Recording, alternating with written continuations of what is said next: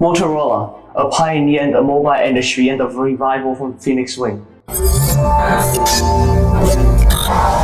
Before Samsung, Nokia or Apple enter the smartphone market and make a name for themselves, the first ever portable communication device manufacturer was Motorola with their Dynatex 8000X. Created by Martin Cooper, the Dynatex 8000X resembled a landline, but is portable with an antenna and built-in keyboard. It was also considered the populariser of the concept of smartphone. Created by Joseph Gavin in 1928, Gavin Manufacturing was the company's first name, not Motorola, nor did it focus on manufacturing portable communication devices. The company started as a security camera and radio producer before fully focusing on radio in 1947. After years of making radio, idea of making a portable communication device modeled after an official handheld transceiver has been submitted to the current CEO of Motorola. Upon hearing about this device, Bob Gavin, the current CEO of Motorola, was fully convinced and decided to spend more than $100 million for this project. He also gave Martin Cooper full administration over the task. The first ever callback to a portable communication device in history was done by Martin Cooper in 1973 as a test, but it would take them a further 10 years to polish and publish the Dynatex series, pioneering the whole world into the era of portable communication.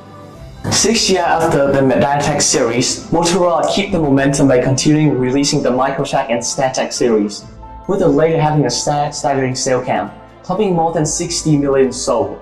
Earning successes one after another, Motorola soon rose up to be one of the largest tech companies by the end of the 20th century, introducing even more successful products along the path.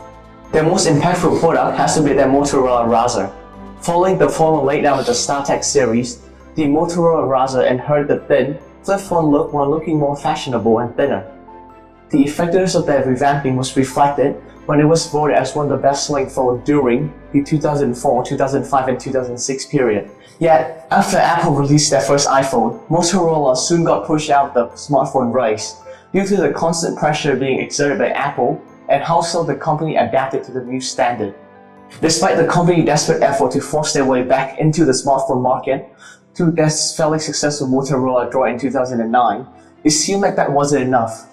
Because 4 years after that, Motorola has been forced to sell Motorola Mobility to Google, the company's main smartphone development branch. Yet, only after 2 short years of working under Google, Motorola Mobility has already been sold to Lenovo for only $2.9 billion, way cheaper than the initial price Google had to pay to buy Motorola Mobility, $12.5 billion. With the company being on the constant verge of bankruptcy, Motorola has many times tried to sell their company, but to not, as no one is willing to buy a company with no clear future like Motorola. Yet, through their perseverance, Motorola has seemed to regain their footing by turning back to their starting point. Starting again as a security camera and radio manufacturer, crime rate and national security tension has been on the rise lately. Knowing this trend, Motorola used it to rebrand themselves from a technological company to a surveillance one, fully freeing them from the shackle of their past, creating new opportunity for the company to grow.